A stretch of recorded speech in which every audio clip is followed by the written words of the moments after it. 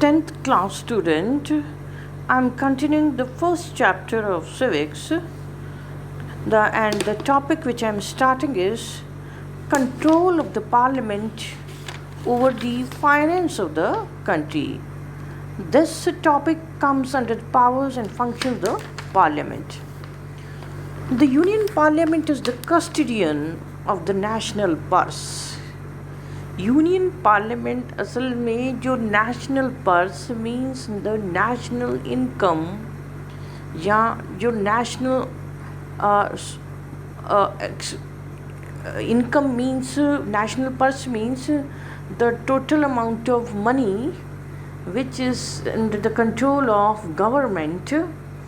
Union Parliament totally have a control over that money. Neither a pie can be spent on any item. एक पैसा भी किसी भी item पर खर्च नहीं हो सकता. Nor पैसा can be collected by way of taxes. और एक भी पैसा टैक्स राही कलेक्ट नहीं किया जा सकता पार्लियामेंट के प्रियर अप्रूवल से के बगैर, यानी पार्लियामेंट की रजामंदी होनी बहुत ज़रूरी है. First is annual budget. The statement of the sources of income and the items of expenditure means कि आमदन कंट्री को किन सोर्सेज से हो रही है और जो आइटम्स हैं एक्सपेंडिचर के आने वाले ईयर में क्या क्या खर्चे होने हैं, किन आइटम्स पर खर्चा होना है, इसे पॉपुलरली बजट कहा जाता है. ये पार्लियामेंट में प्रेजेंट होता है किसके द्वारा? यूनियन मिनिस्टर फॉर फाइनेंस द्वारा विद द प्रियर अप्रूवल, और इसके लिए प्रेसिडेंट की रजामंदी बहुत ज़रूरी है. The parliament is empowered to vote a cut in the budget. और पार्लियामेंट को पूरी तरह से पावर है कि वो बजट में कट करने के लिए वोट कर सकती है या पूरी तरह से बजट को रिजेक्ट भी कर सकती है. Second is consolidated fund of India. Some items of the budget are charged. कुछ आइटम्स बजट के इंडिया के कंसोलिडेटेड फंड ऑफ इंडिया में से लिए जाते हैं. The parliament has the right to debate the propriety of these items but it cannot vote on them. Parliament को अधिकार तो है कि डिस्कशंस किया जाए जिन आइटम्स पर खर्चा करना है कंसोलिडेटेड फंड ऑफ इंडिया से, पर इन पर वोटिंग देने का अधिकार पार्लियामेंट को नहीं है. Supplementary demands.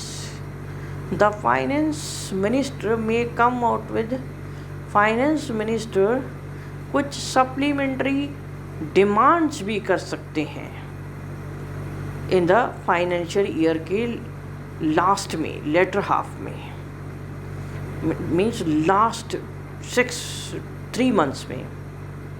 ऐसी डिमांड्स को सप्लीमेंट्री बजट कहा जाता है. और ये पार्लियामेंट द्वारा जस्ट कैसे ट्रीट की जाती है? एनुअल बजट के रूप में. Salary and allowances of the member of parliament. It is the privilege of the parliament to decide. ये पार्लियामेंट की प्रायोरिटी है कि वो डिसाइड करे किसकी सैलरीज और अलाउंसेस अपने मेंबर्स की और किसकी, मिनिस्टर्स की, चीफ जस्टिस की और सुप्रीम कोर्ट के जजेस की और हाई कोर्ट की. But this is to be borne in mind. पर ये ख्याल रखना ज़रूरी है कि जितने भी फाइनेंशियल मैटर्स या मुद्दे हैं, इट इज़ द लोकसभा. ये लोकसभा है जिसके हाथ में असली पावर है. राज्यसभा के पास में तो थोड़ी सी पावर है इस रिगार्ड में. Then electoral functions. Fifth point is functions related to elections. In the Indian Parliament has to perform certain electoral duties. Indian parliament को बहुत सारी इलेक्ट्रल ड्यूटीज़ परफॉर्म करनी होती हैं, जैसे the parliament of India along with the विधानसभा।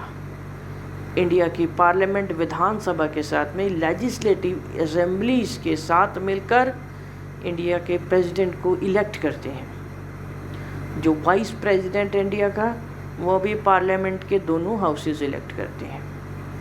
लोकसभा अपना खुद का स्पीकर इलेक्ट करती है और डिप्टी स्पीकर भी, किसमें से?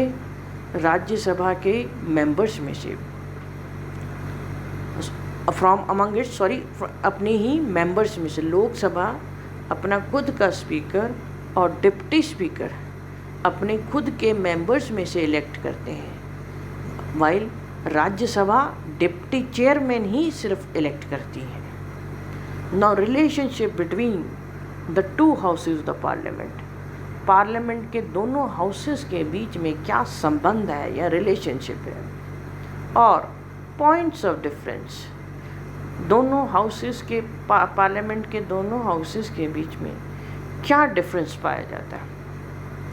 थ्योरेटिकली स्पीकिंग, थ्योरेटिकली अगर हम बात करें तो लोकसभा और राज्यसभा को इक्वल पावर्स हैं, but we cannot overlook the fact that the Lok Sabha represents the people. But इस तथ्य की भी अनदेखी नहीं की जा सकती कि लोकसभा लोगों का हाउस है और ये लोगों द्वारा इलेक्ट किया जाता है।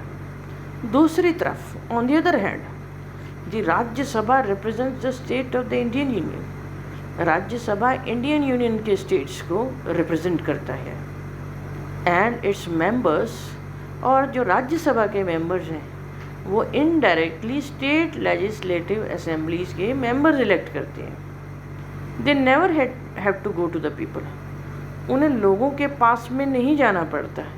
इन सच ए सिचुएशन, ऐसी सिचुएशन में, ऐसी दशा में, इट इज़ बट नेचुरल, ये कुदरती है, that Lok Sabha is given a clear upper hand. Lok Sabha को साफ तौर पर अपर हैंड दिया गया है, प्रियोरिटी दी गई है सभी मैटर्स में जो पार्लियामेंट से रिलेटेड है। वी शैल डिस्कस, और हम इनके रिलेशंस डिस्कस करेंगे। Difference of the legislative matters. Legislative matters में डिफरेंस। लेजिस्लेटिव इनैक्टमेंट्स, जो लॉ मेकिंग, जो लेजिस्लेटिव इनैक्टमेंट हैं, दो कैटेगरीज में आते हैं। Ordinary bills and second is, first is ordinary bill and second is money bill. Ordinary bills, an ordinary bill can originate, ordinary bill parliament के किसी भी हाउस में ओरिजिनेट कर सकता है एंड मस्ट बी पास्ड, और दोनों हाउसेस द्वारा ये पास, पार्लियामेंट के दोनों हाउसेस द्वारा ये पास होना बहुत ज़रूरी है, इससे पहले कि प्रेसिडेंट की एसेंट या एक्सेप्टेंस या स्वीकृति मिल सके। But in the case of a deadlock, पर अगर दोनों हाउसेस के बीच में डेडलॉक है, मींस वोट सफिशिएंट नहीं है बिल के ऊपर, यानी दोनों हाउसेस की सहमति नहीं है, अप्रूवल नहीं है, it is to be resolved in a joint session. तो इस समस्या का हल कहाँ होगा? हाउसेस के जॉइंट सेशन, जॉइंट मीटिंग बुलाई जाती है with the speaker of the Lok Sabha. और कौन प्रेसाइड करता है हाउस की मीटिंग को? लोकसभा के स्पीकर प्रेसाइड करते हैं।